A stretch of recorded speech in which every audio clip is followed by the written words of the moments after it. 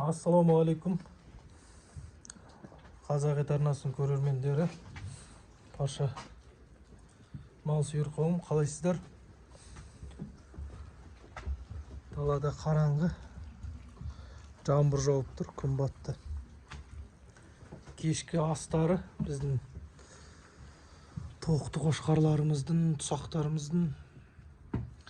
Так, пока қара малды қоя тұрдық. Неге десеңіздер, білмеймін, Алланың қалауымен осы қоймен айналсам ба деп шешім қабылдап жатырмын. Құдай қаласа ісіміз оңды болсын. Жақсы дұға тілектеріңізді, жақсы лебіздеріңізді білдіріп қойыңыздар. Видео шығармай кеттім, айып етпейсіздер. Өйткені январь, февральда қалған қорадағы бұқалардың бәрі сатып, содан кейін қораға мал кіргізбедік. Так, міне бір айдың көлемі болды. Тоқты қошқарларды кіргіздік, тұсақтарды кіргіздік. Бордақ жасап жатырық. Так, мен беріп жатқаным бидай, кебек, сосын кормовой мел. Ең басында кебек болмады, содан кейін бидай беріп бастадым. Әр қошқарға, әр тоқтыға 300 граммнан беріп бастадым ғой. Басында көп беріп жүріппін. Біреуінің іші кеуіп кетіп сойып алдық. Енді солай болып тұр. Өзі бастамасында солай болады. Мынадан үлкендері болатын. Оларды сатып жібердім. Бірақ күйлері арық шықты, қанша айтқанмен. Мынау сияқты болатын, кішіректеу болатын. Қазір өзгеріп, толып, жақсы жалпайық болды. Мына жақта бізде мынау екеуі тұсаққа шығар. Енді тоқты деп есептей берейік.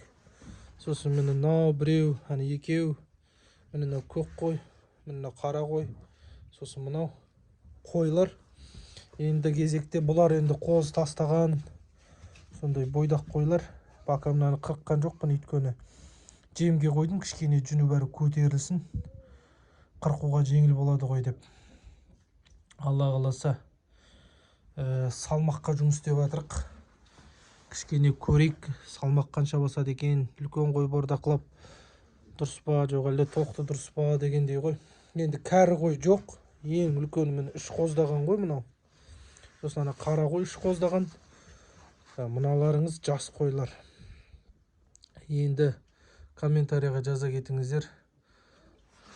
Қоймен айналысып жатқан қауым нақтылап қалай дұрыс бордақылаған, қалай дұрысырақ бордақылау керек, соның барлығын комментарияға жаза кетіңіздер. Көрейік, Алла қаласа. Енді бір ауызбен айтқан кезде кішкене опыттарыңызбен бөлісе кетіңіздер. Міне тұздары бар, суы бар. Андай үлкен темір, кішкене бөшке сияқты су құйып жүргем. Түшіп қояды, былғатып қояды, оны қайта-қайта төгіп ауыстыру кішкене ауырлау, және де сырап болып кетеді. Сондықтан осындай кішкентай ведроға су құям. Тауысып, жем берер алдында суарып алам. Содан кейін суын толтырып қоям. Таң атқанша суын бәрін тауысып, жемдерін бәрін тауысады.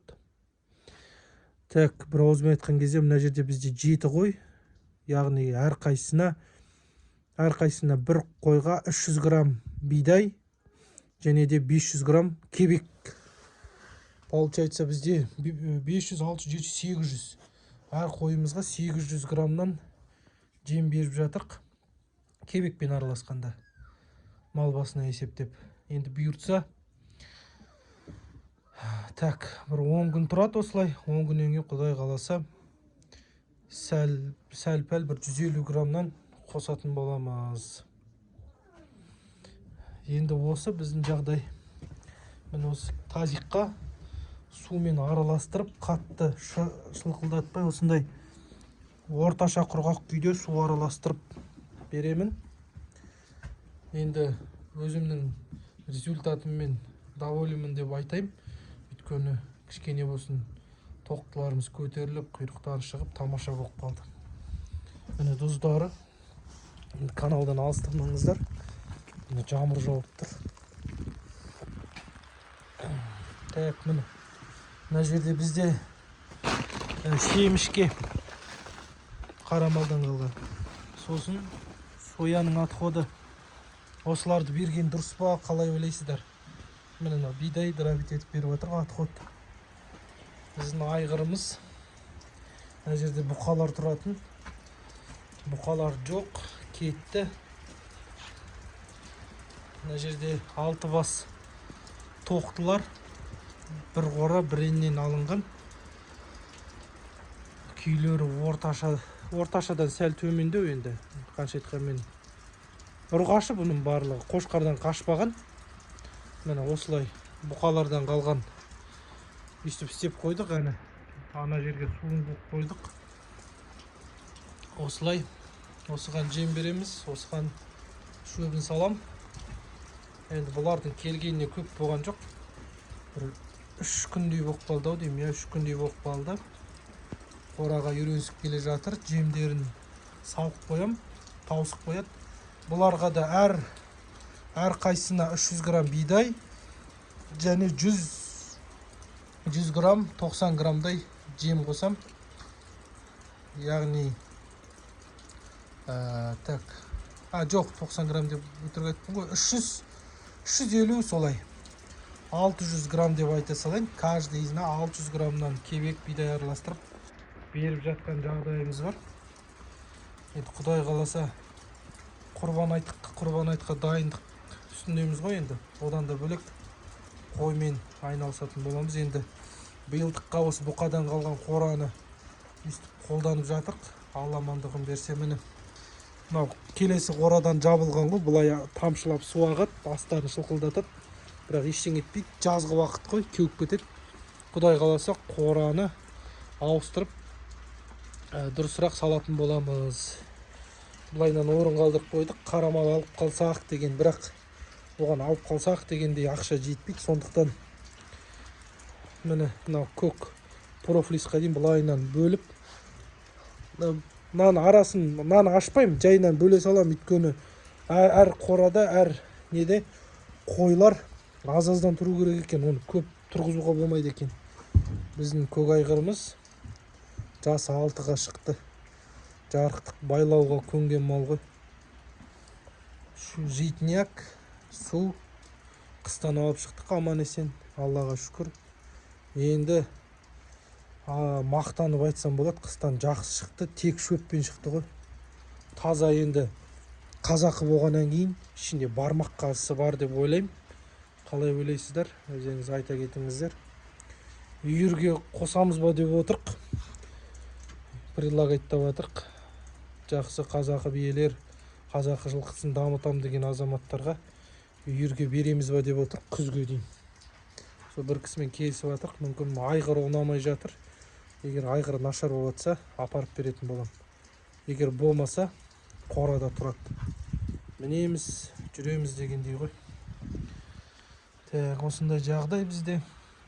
Бұйыртса мынаның бәрі бұзылады.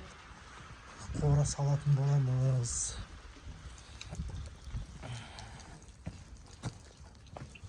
Енді қанша айтқанмен жаз шықты, көктем келді деп өте қуанып жатыр. Тамаша. Міне, мынау бізде канализационный труба дейді ғой. Соны екіге бөлдік. Бір жағы осы жақта тұр, бір жағы мына қойларда тұр. Өйстіп қаңылтырмен төбесіне нетіп қойдым. Тамаша, күшті. Өзіме ұнады. Шағын, кішігірім, бюджетный астау. Құдай қаласа дұрысырақ астау істейміз деген ойдамын. Енді бұдан былай шамамыз келгенше енді Аллах қаласа Алланың қалауымен видеолар салып отырам. Тек осы қой бордақылап, осы тоқты қошқарларды бордақылап результатымен бөлісіп отыруға тырысамыз. Енді менің алға қойған мақсатым енді сойып сатылса, сойып сатамыз. Бірақ енді кішкентайлы болады дегендей құрбандыққа, тағы да басқа жағдайларға сататын боламын, соймай. Тек клиент сойып бер десе сойып берем, көбінесе тірідей алып кетеді.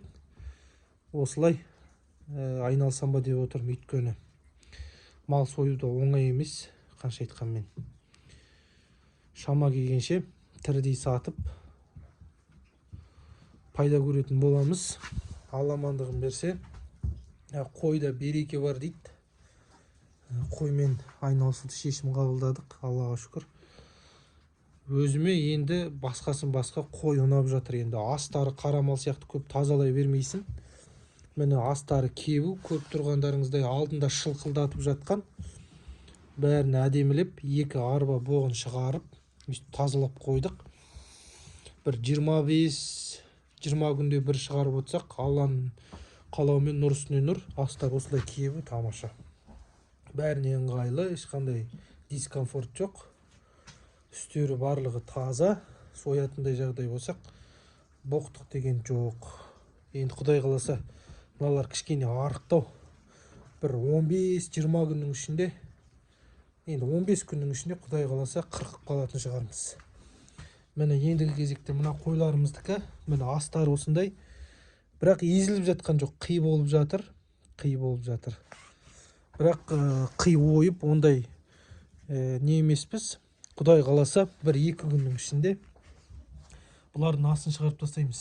Бұлардың асты пол болғандықтан ыңғайлы, күрекпен бетіндегі беткі қабатын алып шығарып тастап отырамыз.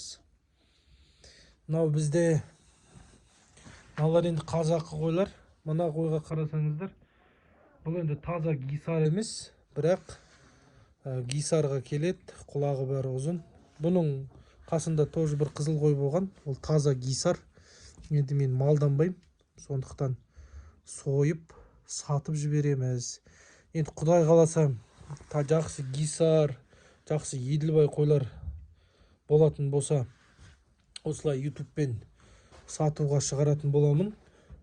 Енді әрі-бері өтіп жүрген азаматтар болса, өзіміздің тұрғындар болса, басқа жақтардан болса, бағасын келтіріп сатып отыратын боламыз. Енді қоймен айналысқан, тағы да бір айта кетейін, өте андай бір. Енді жеңіл ғой, енді қырқуы енді жарайды, қатты проблема емес. Ең бастысы бұларға уақытылы жем шөбі беріліп отыру керек. Таңертең, обед, кешке. Негізі қойды шама келгенше 3 мезгіл жайғаған дұрыс. Таңертең, обед, кешке. Енді бізде жалқаулықтың төресі орын алып тұр деп ойлаймын. Сондықтан 2 мезгіл ғана жайғау үстіндеміз. Енді тамаша, жаман емес. Енді таңертең салған жемімді кешке дейін тауысады. Енді обедте келіп салайын десең, жемі тұрады. Енді оның үстіне үйіп сала бермейсің ғой. Сондықтан осылай тауысқаннан кейін салып отырамын. Егер тауыспайтындай жағдай болса, салмайым. Тауыстырып барып бірақ салатын боламын. Енді штатив бар, жоқ емес, Құдай қаласа.